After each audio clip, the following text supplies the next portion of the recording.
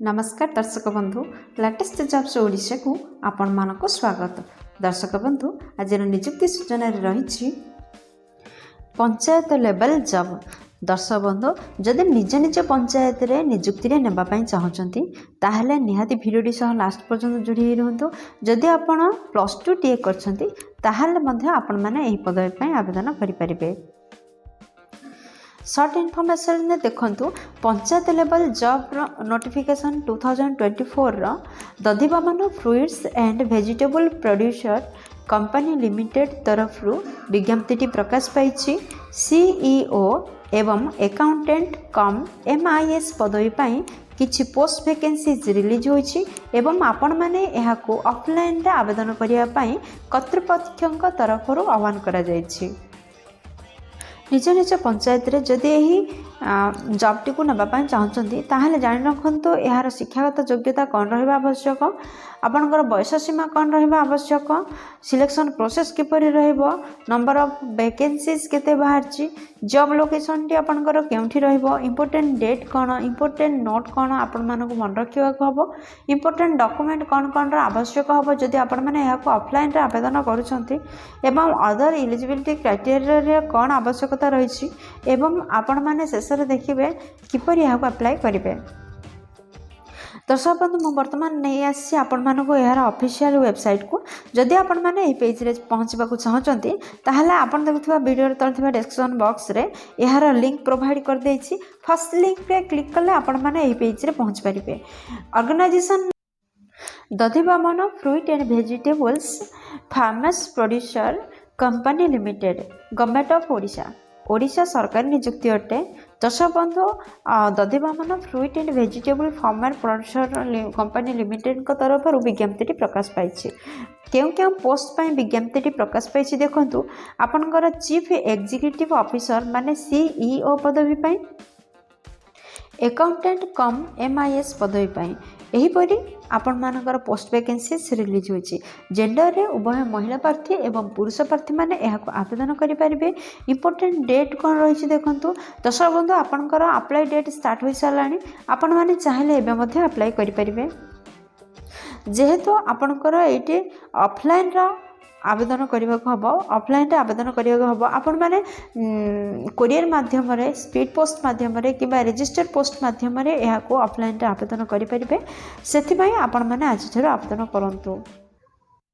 दर्शक बंधु important date रे अन्य डेट देखंतु जे लास्ट डेट आपनकर कोन रहउची 22 फेब्रुआरी 2024 रहउची। माने चलित मास 22 तारिख पर्यंत आपनकर ऑफलाइन रे आवेदन आपण माने करि परिबे। एप्लीकेशन मोड आपण जानि छथि आपण माने ऑफलाइन रे रहउची। आपण माने स्पीड पोस्ट रजिस्टर्ड पोस्ट किंबा कोरियर माध्यम रे आपण माने आपनकर एप्लीकेशन को सेंड करि परिबे। आपनकर job location T Bargarh district रे रहइबो। एप्लीकेशन फी नो फी रही। दर्शक बंधु आपण माने general EWS OBC ST SC female physical handicapped जो कैटेगरी बिलोंग करथिल मध्य आपण मान पई नो फी रही। आपण माने देयमुक्त आवेदन करि परिबे। दर्शक बंधु ए पृष्ठ देखंतु आपण मानकर बयस सीमा कौन रहा आवश्यक।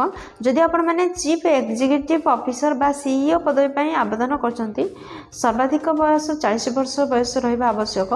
जदि आपण माने अकाउंटेंट कम एमआईएस पदवी पई आवेदन करचंती ताहेले मैक्सिमम आपणकर 35 वर्ष बयस रहा आवश्यक। अर्थात आपण माने 18 रु 40 वर्ष मध्य होइथिले सीईओ पदवी पे आवेदन करि परिबे। 18 रु 35 वर्ष मध्य होइथिले आपण माने अन्य पोस्ट पई आवेदन करि पारे जेमति अकाउंटेंट पोस्ट पई। जदि आपण माने चीफ एग्जीक्यूटिव पदवी पई आवेदन करबा चाहछंती ताहले आपनकर एजुकेशनल क्वालिफिकेशन कौन रहा दरकार टिके देखि नियंतु। दर्शक बंधु आपण माने मने रखिबा उचित जे एहा एग्रो बेस्ड नियुक्ति अटे, कृषि कार्य भित्तिक नियुक्ति अटे। काहेकि ना फास्ट रे आमे पढ़िले जे दधिवामन फ्रूट्स एंड वेजिटेबल्स बोली पढ़िले एथरो आपण माने जानि पारछंती निहाती भाव रे एडा एग्रो बेस्ड अटे। से जो मैंने सीईओ पदवी पर आवेदन करुँच चीफ एग्जीक्यूटिव ऑफिसर से शिक्षागत योग्यता कृषि संबंधी होती आवश्यक जमी graduate in agriculture marketing agri business management BBA किंबा एहार इक्विवेलेंट सब्जेक्ट बा इक्विवेलेंट कोर्स जदि आपण माने करथांती ताहाले चीफ एग्जीक्यूटिव पदवी पे आपण माने आवेदन करि परिबे। जदि आपण माने अकाउंटेंट कम MIS पदवी पे आवेदन करूछंती ताहाले आपण मानकर योग्यता +2 किंबा 10th किंबा +2 रहबा दरकार। सेथिरे आपण मानकर मैथमेटिक्स कंपलसरी सब्जेक्ट रहिबा आवश्यक मैट्रिक लेवल रे। यह व्यतीत आपण माने जदि अकाउंटेंट कम MIS पदवी पे आवेदन करछंती आपण माने मैथमेटिक्स सब्जेक्ट टी रखी 10th किंबा +2 करथिबा आवश्यक। यह सहित कंप्यूटर नॉलेज रहिबा आवश्यक एवं टाली करथिबा आवश्यक।